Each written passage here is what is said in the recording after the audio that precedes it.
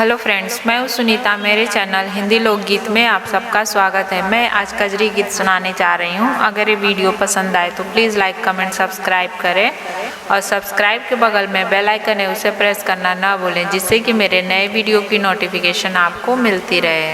आधी रातिया के करजिन हल्ला गोरी सतबा मोहल्ला गोरी ना।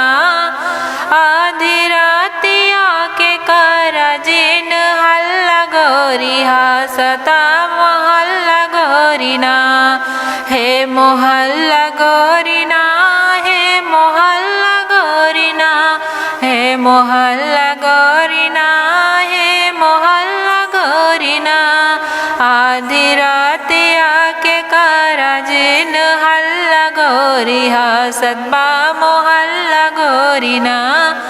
आधी रातिया के करजिन हल्ला गोरी सतबा मोहल्ला गोरी ना। पड़ सावनी फुहार मौसम बाटे मजेदार। पड़ सावनी फुहार मौसम बाटे मजेदार।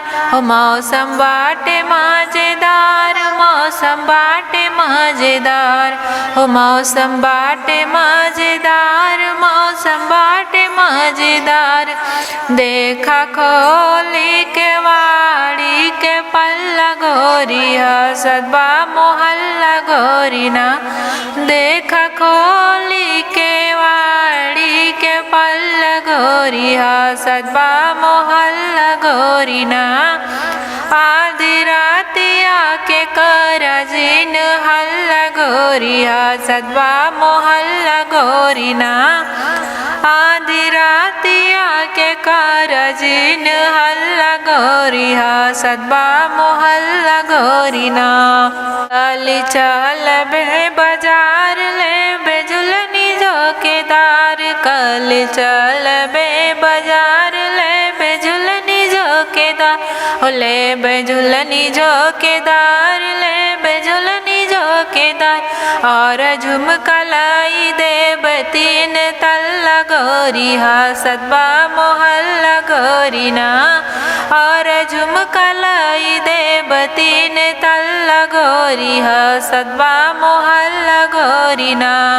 आधी रातिया के करजिन हल्ला गोरी सतबा मोहल्ला गोरी ना। आधी रातिया के करजिन हल्ला गोरी सतबा मोहल्ला गोरी ना।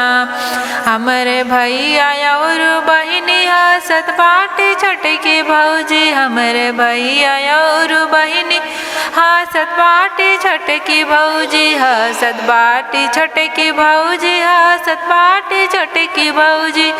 हसत बाटे टोला भर के निठल्ला गोरी करजिन हल्ला गोरी ना। हसत बाटे टोला भर मोहल्ला गोरी सता मोहल्ला गोरी ना। हसत बाटे टोला भर के निठल्ला गोरी करजिन हल्ला गोरी ना। आधी रातिया के करजिन हल्ला गोरी सतबा मोहल्ला गोरी ना। आधी रातिया के करजिन हल्ला गोरी सतबा मोहल्ला गोरी ना।